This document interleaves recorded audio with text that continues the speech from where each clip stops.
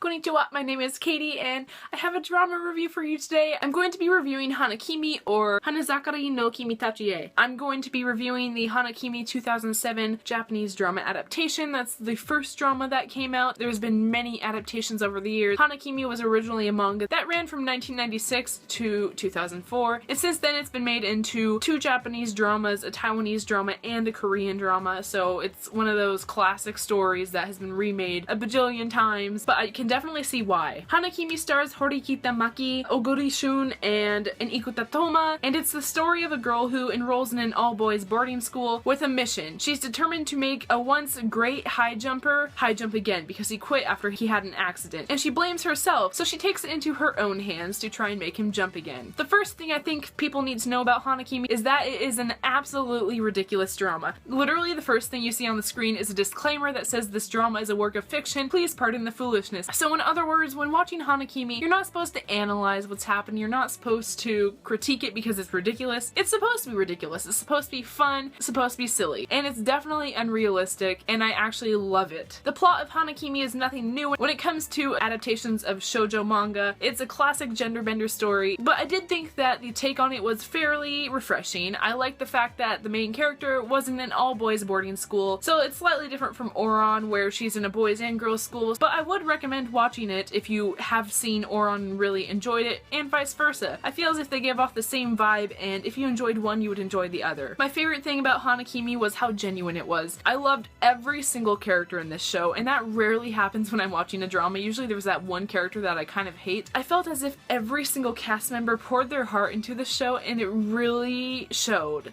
Of course, this takes place in an all-boys school, so there's going to be a lot of ridiculous things going on between these crazy high school boys, and there definitely were. This show was so ridiculous. I can't remember the last time I've laughed so hard while watching a show. Everything about it was funny. It was so funny. It's something you watch when you're having a bad day because I can guarantee it will make you laugh. But I felt as if Hana Kimi was a very heartfelt show. I loved it so much. It's only 12 episodes, and each episode is about 50 minutes long, maybe a little longer, but it definitely takes you through a whole roller coaster of emotions. I was surprised to find myself tearing up during the last episode because this is a comedic show, so there's no reason to cry, but I found that I had grown so attached to the characters that it was hard to say goodbye, and I couldn't help but shed some tears during a certain scene in the last episode. I thought the OST for Hana Kimi was wonderful. It was very upbeat and kind of funny at times, but I really liked the opening song, Ikemen Boogie, and I also liked the kind of piano reprise, Ikemen Boogie Nights. They're both really catchy, and I feel as if they kind of encompass the whole vibe of the show. I will say that I have not watched a ton of Japanese dramas, but I've watched a fair amount, and I can say with certainty that Hana Kimi is one of my favorites. I feel as if it's a timeless story, and even though the whole gender bending cliche is overused at times, it is one of my favorite tropes, and I felt as if Hana Kimi handled it very well. Again, the acting in the show was phenomenal just because I felt as if all the actors were having so much fun. Even the most serious characters were doing ridiculous things, and this show has a ton of cross-dressing in it. Like by the last episode, everyone's cross-dressing. It's so weird, and I loved it. I also loved that Yamamoto Yusuke and Daioto Shunsuke were in the show because they played Tamaki and Kyoya in Oran High School Host Club later in 2011. So that's about 4 years later, and I loved seeing them in these earlier roles. Both of them played more minor roles than they did in Oran, but I especially loved Yamamoto Yusuke. He was wonderful in Hana Kimi. I loved his character.